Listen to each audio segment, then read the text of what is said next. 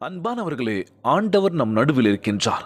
அவர் நம்முடைய வல்லமையான சமூகத்தால் நம்மை நிரப்புவார். இன்று உங்களை அழைக்கின்றவர் உண்மையுள்ளவர். அவர் அப்படியே செய்வார். 1 தெசலோனிக்கேயர் 5ஆம் அதிகாரம் 24 சொல்லக்கூடிய அழகான வார்த்தைங்க.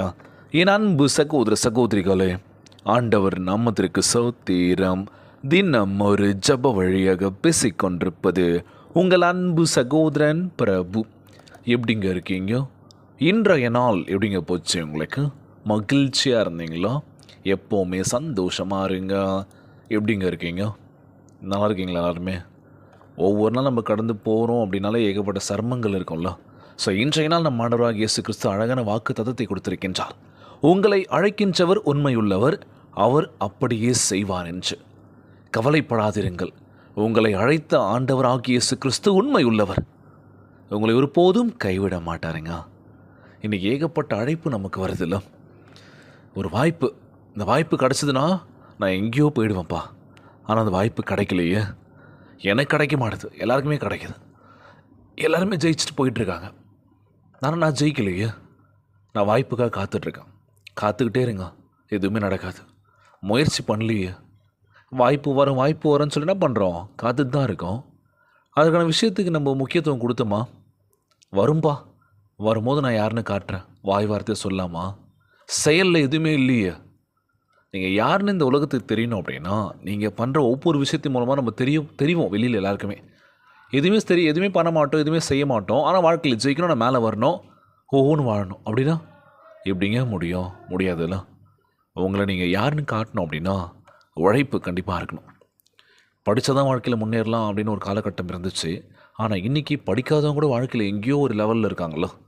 படித்தவனும் ஒரு சில விஷயம் பண்ணிகிட்ருக்கான், இல்லைன்னு சொல்லலாம். ஆனால் இன்றைக்கி படிக்காதவங்க எவ்வளோ டேலண்டாக இருக்காங்களோ, அவங்களுக்குள்ளே இருக்க திறமை வெளிக்கொண்டு வந்தாங்களோ.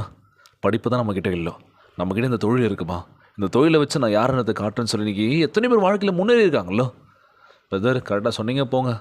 நான் நிறைய டிகிரி முடிச்சிருக்கேன், ஆனால் இன்னமும் எனக்கு பிடிச்ச ஒர்க்கு நான் போகல, ஏதோ வேலை பார்த்துட்ருக்கேன் அப்படின்னு சொல்லி ஓடிட்டுருக்கோம்ல. ஆமாவா இல்லையா? ஆமாம் அப்படின்னா கண்டிப்பாக கமெண்ட் பண்ணுங்கள். ஸோ ஏன் அப்படி நம்ம பண்ணிகிட்ருக்கோம் அப்படின்னா ஒரு முழு ஈடுபாடு இல்லை. படித்தோம், டிகிரி வாங்கணும், திரும்பி இன்னொரு டிகிரி வாங்கணும், எல்லாம் வாங்கி வச்சுக்கிட்டோம், பேருக்கு முன்னாடி போட்டுக்கலாம்ண்ணா அப்படின்ட்டு. ஆனால் இன்றைக்கி அப்படி இல்லைல்ல. ஒரு நுணுக்கம்தான். இந்த துறையில் நம்ம எப்படி சாதிக்கணும், எப்படி நம்ம மேலே வரலாம், ஒரு ஐடியா இருந்துச்சு அப்படின்னா அதை நோக்கி நம்ம பிடிச்சிட்டோன்னு வச்சுக்கோங்களேன். அந்த விஷயத்தை மட்டும் பிடிச்சிட்டிங்கன்னா டாப்பில் போயிடலாம். ஏன்னா உங்களுக்கு அந்த விஷயம் தெரிஞ்சிச்சு. இந்த பிஸ்னஸில் இப்படி பண்ணால் தான் வாழ்க்கையில் ஜெயிக்க முடியும், இந்த மேலே வர முடியும் அப்படின்னு தெரிஞ்சிச்சு. அடுத்தடுத்த விஷயங்கள் நீங்கள் வெற்றி தான் பண்ணுறீங்க. அந்த பிஸ்னஸ் வெற்றி அடையுது, திரும்பி முயற்சி பண்ணி வேறு ஒன்றும் பண்ணுறீங்க, அதுவும் நீங்கள் வெற்றி தான். ஏன்னா எக்ஸ்பீரியன்ஸ் ஆகிடுச்சு உங்களுக்கு. இந்த விஷயம் பண்ணுறா, இது கரெக்டாக இருக்குன்னு சொல்லுவாங்கள்ல. அதையும் சொல்கிறாங்க நிறைய பேர். இது ஒன்று நீ பண்ணுவேன்னு எனக்கு தெரியும், ஏன்னா நீ நிறைய உழைப்பு போடுற, ஜெயிக்க முடியலன்னு சொல்கிற. இந்த விஷயத்தை நோக்கி நீ ஓடு, இதில் நீ ஈடுபாடு போடா, உனக்கு என்ன திறமை இருக்கோ அதை வெளியில் கொண்டு வா, அதில் ஜெயிக்கலாம் அப்படின்னு சொல்லுவாங்களாம். ஸோ இன்றைக்கி நம்ம ஆண்டவராகிய இயேசு கிறிஸ்து நம்ம திறமை வெளிக்கொண்டு வர போகின்றார். ஐயோ பிரதர், அவமானமாக இருக்கே, வெக்கமாக இருக்கே, அசிங்கமாக இருக்கே, ஆனால் சொல்லிடுவாங்க அப்படின்னு சொல்லி என்ன பண்ணுறீங்க? அடுத்தவங்களை பார்க்குறீங்க. அதுதான் பண்ணுற மிகப்பெரிய தப்பாக இருக்கும். எந்த தொழில் செஞ்சாலுமே சரி, அதில் உண்மை இருக்கா, கண்டிப்பாக ஜெயிக்கலாம். உண்மை இல்லை அப்படின்னா யாராலும் ஜெயிக்கவே முடியாது. ஏதோ கடமைக்கு பண்ணிட்டு தான் இருப்போம், கடைசி வரைக்கும் அந்த வேலையை பண்ணிட்டு தான் இருமே தவிர நம்மள ஒரு சொந்த காலம் நிற்க முடியாதுங்க. ஸோ நீங்கள் சொந்த காலில் நிற்கணும், ஒவ்வொன்று வாழணும் அப்படின்னா முயற்சி தான். யார் என்ன சொன்னாலும் சரி, கலங்கக்கூடாது, பார்த்துக்கலாம், எதுவும் கடந்து போகும் வாழ்க்கையில். உண்மையாக இருங்க, அன்பு கொடுங்க. அன்பை நீங்கள் கொடுக்கின்ற பொழுது நிச்சயமாக நம்ம ஆண்டவராகிய இயேசு கிறிஸ்து இரட்டிப்பான ஆசீர்வாதத்தை கொடுக்க போகின்றார். எல்லாருமே ஒரே மாதிரி நம்ம பார்க்கணும்ல. எல்லாருமே நம்ம ஒரே மாதிரி பார்த்துட்டோம் அப்படின்னா அந்த உலகத்தில் எந்த பிரச்சனையும் இருந்திருக்காது. ஆனால் இன்றைக்கி அப்படி பார்க்குறதே இல்லை. பாகுபாடு நிறைய வந்துருச்சு. இவன் அவன்டா, இவன்டா, நம்ம ஆள்றான் இவன் அப்படின்ற மாதிரி பார்த்துட்ருக்காங்க. எல்லாத்துலேயும் சரி, நம்ம வேலை செய்கிற இடமா இருக்கட்டும், இல்லை ஒரு சில விஷயமா இருக்கட்டுமே, அப்படி பார்க்கவே பார்க்காதீங்க. இவனுக்குள்ளே திறமையை பாருங்கள். திறமைக்கான ஒரு அங்கீகாரம் கிடைக்கணும் அப்படின்னா நீங்கள் அங்கீகாரம் கொடுக்கணும். அவன் பண்ணுறான், நான் வேணாம், நம்பால் அவன் உழுதல் அப்படின்னு சொல்லி பண்ணிகிட்ருக்காங்க. நிறைய இடத்துல நடந்துகிட்ருக்கு.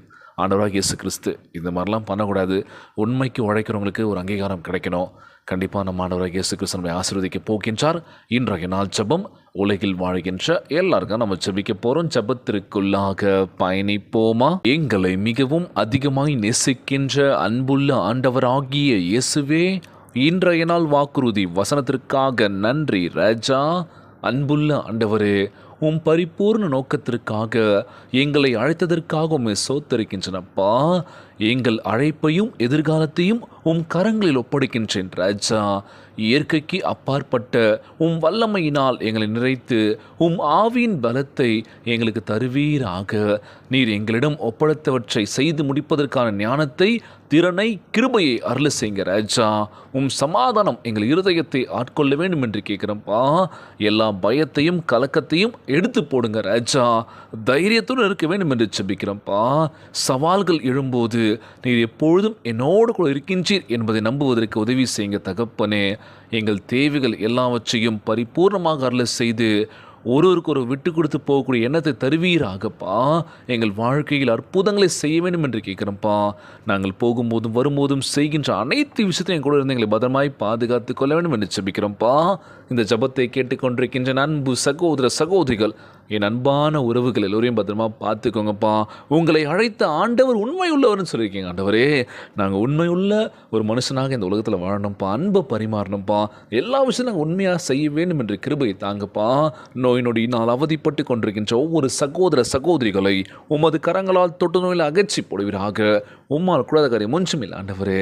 கணவன் மனைவிக்குள்ள ஒற்றுமையை கொடுங்க, சமாதானம்னு சொல்லி கேட்குறேன்ப்பா. ஒவ்வொரு குழந்தை செல்வங்களை ஆசீர்வதிங்கப்பா. உடல் தெம்பும் வலிமை தர வேண்டும் என்று கேட்குறேன்ப்பா. எல்லோரையும் பத்திரமா பார்த்துக்கோங்க ஆண்டவரே.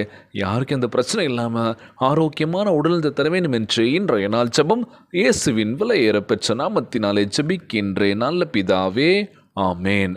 ஆமேன். இயேசுவுக்கே புகழ், இயேசுவுக்கே நன்றி. மரியே வாழ்க. God bless you all.